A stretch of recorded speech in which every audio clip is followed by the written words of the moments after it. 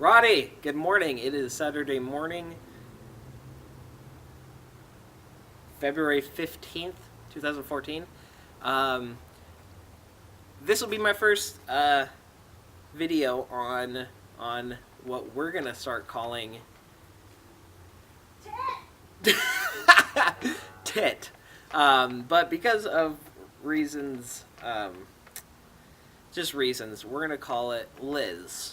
Now, why we call it tit is because this show is to teach literature, teach tit, but since obviously we can't call it tit, we're going to do it more of like a literature history kind of teaching thing. So we'll call it Liz.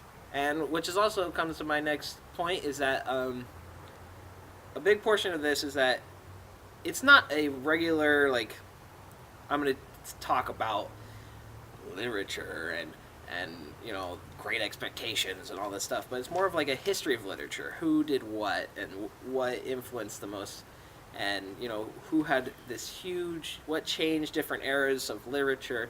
So it's more of like a history literature. So we get Liz. So William Shakespeare was an amazingly talented guy, but there's a lot of controversy over whether all of his works were actually his. So this is actually putting into question his amazingness and talentedness. So I'd like to shed what little light I have on the matter. So back in William Shakespeare's time, the Elizabethan era,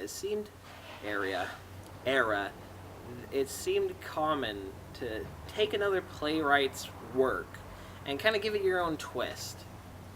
And my neighbor is pulling up. Okay. Well, you give it your own twist, and it was kind of a form of competition. But today, I feel differently about it because of all the copyright laws we have. I've been taught that, taking another another person's work, and only changing some small aspects of it is like wrong. And so that's why I think we feel like William was not as talented or was not as awesome as they say because they didn't have the same ideals as we did. So normally, I guess you can't really say normally because it's my first video, but normally what I'll do is I'll now talk about why I feel like this person's work was so inspirational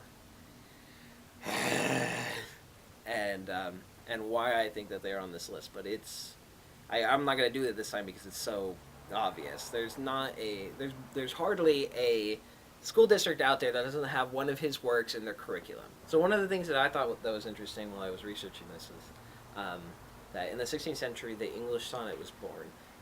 Now I don't know if you know what the English sonnet is because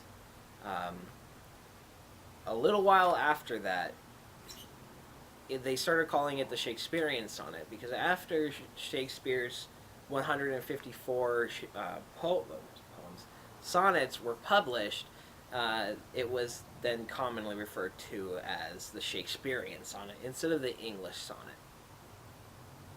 So he basically changed literature just by what he did. It's like he's freaking badass. So as I was researching William Shakespeare, I started to realize what this controversy over his copyright really said.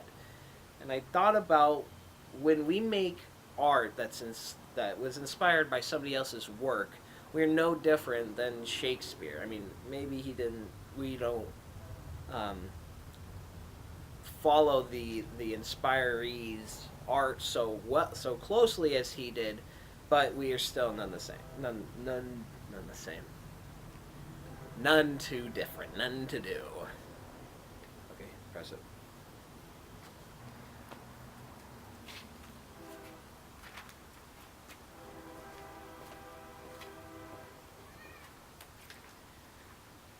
So recently I watched a movie called American Hustle. And in this movie there's a main character and he's talking to a man and they're looking at a painting. And this painting is supposed to be very old, but in fact it is plagiarized. But it's plagiarized so well that you can't tell the difference between the original painting and the plagiarized painting. And he says to the man, he says, so in this case, who is the better artist? the original, the artist, or the plagiarizer? Roddy, I'll see you tomorrow. This is great. Look at all you can see is my beard. This is great. See anything that's dark. See? If I kind of shadow myself. Come closer. Come closer. Yeah, So back in William Shakespeare's time, the Elizabethan area, there was a man, and he had hair on his head. Goodbye.